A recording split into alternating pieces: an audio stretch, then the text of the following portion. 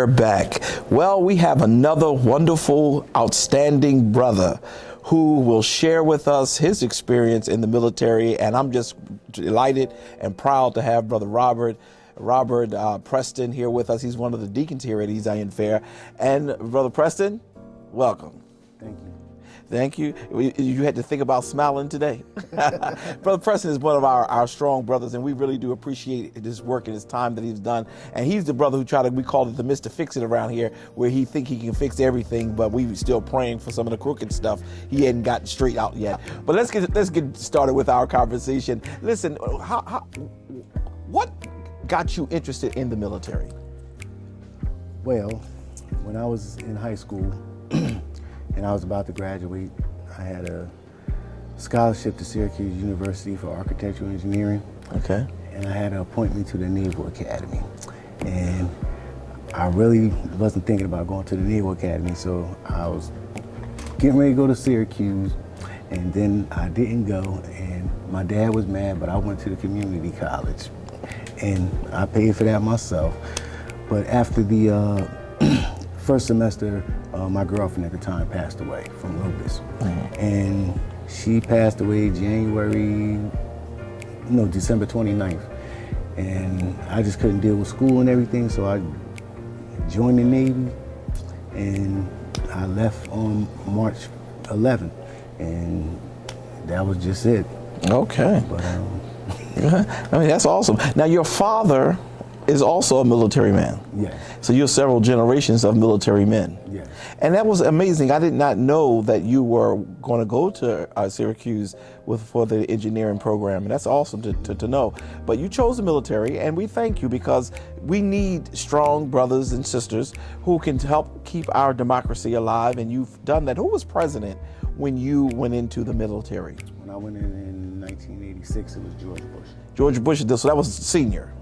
No, it was George Bush, the second George Bush. Oh, the second George Bush? Okay. I don't have my history in my head right, but you're right. Okay.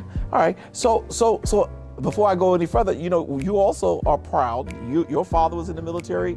You were in the military, and now you have a son who is currently serving in the military. My favorite member, and his name is again? Kyle Preston. Amen. Private first class. Preston, he's in the United States Army. Right now he's a tanker, and he just got back from Korea, so he's in Kansas right now. He should be coming home December 12th. Oh, he's going to come home. I didn't know that either. That's excellent. Just for a little recess. But until January 3rd, so he'll be home for 3 weeks. Okay. At least he'll be home for Christmas. Yes. Oh, that's awesome. That's really awesome. And with all that's going on in our country right now, to have him on our safe grounds is probably very important to you, especially to your wife, I'm certain. Definitely. Yes. So what beyond, okay, you said, you decided to go into the military after you decided not to go to Syracuse and things of that nature. Do you have any experience that maybe you would like to share with us, that a good or a bad one that happened while you was in the military? Yeah, well, the main thing, when people see or hear Navy, all they think about is ships and stuff like that. I never went on a ship. I was a part of it's an elite group in the Navy called the United States Navy Seabees, and we do construction work for the Navy. Okay. So that's during peacetime. During wartime, we support the Marines. So we always say we're like Marines with jobs. So, but I had a lot of different experiences, and when I first joined the Navy, because I went to each recruiter and checked them out, and the Navy seemed like they had the best to offer. And I did plumbing, air conditioning, heating, and ventilation and stuff like that. But when I went in, I said, it shouldn't be no wars or anything in the next 4 or 5 years, so I'll be good. And lo and behold, as soon as I got out, then here comes Desert Storm. And I was home, and I was home for 2 weeks, and they called me back. So it's like, oops. So I went back in August, and I didn't get out until like March. So, but I was over in Saudi Arabia, Bahrain, in and out of Kuwait, and all kind of crazy stuff was going on. But through the whole thing, God kept me. Yes. I was grateful. Yes. Earlier today we had on the show Brother Wallace, and he's from a different generation. and I can see the 20-year difference. He shared a few of his experiences, especially with racism that occurred. Did you see racism to the level that he did, or did you see it more settled? Not to the level that he saw it, but one of my for my training, it was in Gulfport, Mississippi, and I was there for 6 or 7 months. Then I went to Maryland, and then I came back to Mississippi in '89. And back, I didn't have any problems earlier, but the only issue we had is when we were going to get some gas one day, and my buddy, he and this other white guy in his pickup truck, they got to the pump at the same time, and he went to reach for the gas thing, and my boy grabbed it, and he said, "You best be more courteous when you come down south, boy." And I was like, I heard it, and I was like, oh Lordy, here we go. So, and my boy said, "What'd you say?" He said, "You best be more courteous when you come down south, boy." But luckily, the gas station owner was there, and he came out with his shotgun, and he said, "All right, Leroy, you always come down here messing with my customers. You need to get out of here and keep it moving." Okay. And that was the only issue I had dealing with racism, but it really shocked me. Okay. I mean, everybody was saying, "You down in the South, you better be careful, you better be careful," but I never really had any problems except for that one. Yeah, that was in Mississippi. That was, yes. Yeah, and that's really interesting. So I know in the time that you were in the military, how did it feel? Well, at that time you were single. Yes. Am I correct? So you were single. You were leaving home, leaving your father and mother, your parents. The question is how did that transition occur? How were you able to really deal with the transition of leaving home and being in the military?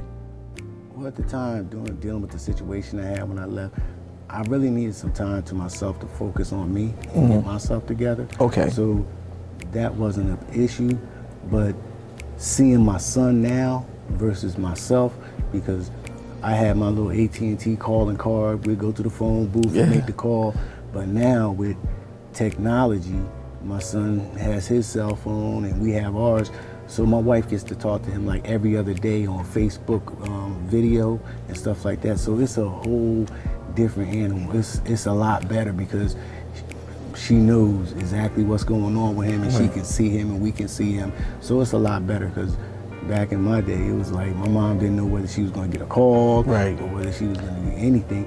And every now and then, especially when we were over in Saudi Arabia, we didn't even get a chance to make calls unless somebody was going to the satellite tent at like 4 o'clock in the morning because of the hour difference.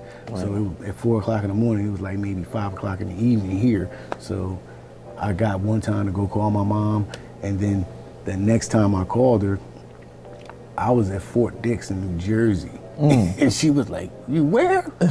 So it was awesome. And time has changed to the point where technology is totally different. Yes. And that shows the difference between your time, Brother Wallace's time, and then even your son's time. Yeah. Let's talk a little bit about family. God has blessed you with a beautiful wife, 2 outstanding children. So let's talk a little bit about family. You share a little bit about family.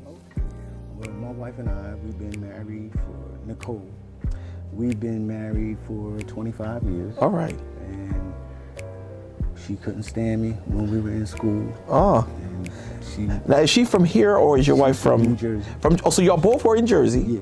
Oh, I should have known that because her mom, I should have known that she was from Jersey. Okay, she couldn't stand you in school. Go ahead. She couldn't stand me. I tried to date her, and she was like, "No, leave me alone. You're a dog. I don't got nothing to do with you." So I went to... Wait. Let me cut you for a second. Now I had Big Sexy on, and now I got the dog on. Oh my gracious, this is military men. But go ahead. Yes, I dated quite frequently, should I say. But I went to the military, and I came back. I saw her like 7-8 years later, and I had matured. Okay. And that was one of the main reasons I was getting out of the military, because it's difficult being in a relationship in the military, because with me, I'm home in the States for 7 months, overseas for 7 months, and it's just hard to keep a relationship. And then having long distance relationships is difficult. So after the war part, I was like, yeah, I'm ready to get out. So I said, it's time for me to go home and find me a wife. Okay. And my third day I was home, I was in the mall getting me a suit so I can go to Rick Mahorn's club for ladies' night. I walked out. bumped into my wife and her mother, and we've been together ever since. And Excellent. That was nothing but God. And she couldn't stand you all during high school. But then you matured a little bit, and then she said, I'm going to give him another chance. Yes. And God has blessed y'all with 2 beautiful children. Tell me a little bit about your daughter and your son, yeah. And my first child is my daughter, Kayla. Yes. She's 22. And can sing. She can sing. Yes. And that's runs in my family on my father's side. They all sing. But it skipped over you. A little bit. Okay. I mean, I'm a shower singer, but but she's currently working in the daycare industry. She worked here for a while. Now Yes. she's at Bright Horizons, and she's going to school to get her degree in early child education. That's right. And my son, as we said earlier, he's 19 and he's in the military in the United States Army, and he's a tanker. He drives tanks right now, but he's getting ready to re-enlist for 4 years, and he's trying to change over to do HVAC. So going back into the air conditioning field, because I'm trying to get him to get into something that he can do if he doesn't stay in. I got you. Just wanting to have something to fall back on. Good. So. And that's wonderful, you know, with the wife, the 2 children. And you also got another part of the family that we don't talk about often, but because my dog, little teeny dog, kind of showed your dog up, I thought it would be good that we at least mention your dog in this this segment. Yeah, my dog, I have a 5-year-old, they call him a cockapoo or cockapoo. He's part Cocker Spaniel and part poodle, and he's like a brownish color with hazel eyes. Beautiful. And he has the wonderful name of Dallas. He was named after the Dallas Cowboys. And he's an awesome dog. And what's funny that you say that, because when your dog first met my dog, who's the Eagles cheerleader, I noticed that your dog went and hid. And I thought maybe there was something wrong with your dog, but your dog have never really seen anything connected to Eagles, I guess. But yes, and when you said your dog's name was Dallas, I just told my dog you cannot date his dog. Yeah.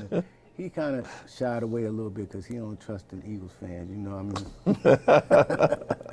Yeah, and that's probably why you got on your red. Oh, you got American colors on today, or you got San Francisco? Red, white, and blue for America's team. Oh, for America's team. Yes, Okay. sir. Yes, sir. Yeah. Well, listen, I appreciate who you are, what you've done for us and our country. You do have an outstanding family, and we are very proud of all of them. Your wife, who is very much a strong sister. I mean, I had a chance to meet her mother, and who was a strong woman. Yes. I got an opportunity to meet your mom and dad as well over there at Tabernacle, yes. and very strong. But what was the humor part of your father? I knew him for a while. I knew him before I knew you, because I was preaching over there for them several times.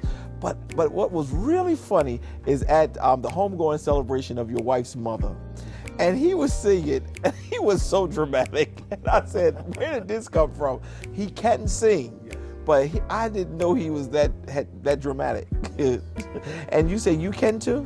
Yes, I sing a little bit. Okay, so we got to get you, bring you closer in the male chorus, because you're in the background in the male chorus. We got to bring you up closer so that you get an opportunity to sing. Now that I had the time, it's all good. You have the time now? Yes, sir. Are you retired? I'm working on retiring. Once the corona situation came about, and me being having pre-existing conditions, I just put in for disability retirement, and I put that in February, and I'm just waiting for the post office to come back with their decision. But the best part is I haven't really been paid from the post office since March, and all my bills are paid. Everything that we have to do is being met, and God is getting us through. Amen. That's why me and my wife because my wife just said, look, that's it. You take off and retire, because we're gonna make it and we can get through it. Right. And at first I was kind of nervous because we lost a lot of income. But like I said, I mean, like it says in Philippians 4:13, I can do all things through Christ who strengthens me. Yes. And just trusting him and just watching as these past 9 months have been through, I haven't missed a beat, and I'm still at peace within myself. Right. My being home has increased the strength of my marriage and my Excellent. family. Excellent. And it's just awesome. So I can't do nothing but be grateful. Yes. Everything is good. Well, I will tell you, as Brother Wallace said earlier, the strength of what the military does for our men and women, the discipline that they give is showing. And I thank God for your wife, who was truly a helpmate in your life. So together, y'all have built something very, very strong and cannot be broken. And we thank God for that. Your 2 children, your families who are in Jersey still, and even Dallas, the dog. We are appreciative and we are grateful. So I want to say to you, if no one else have said to you, thank you so very much for the service that you've provided for our country in America, for our country and in the Army, rather, not you or the Navy. And the Navy, rather. Thank you so much for what you've done for us, and we appreciate everything you've done, and I pray God's blessing upon you. And because you're a member here, you ain't gonna never want, because we're gonna make sure of that. We'll be right back.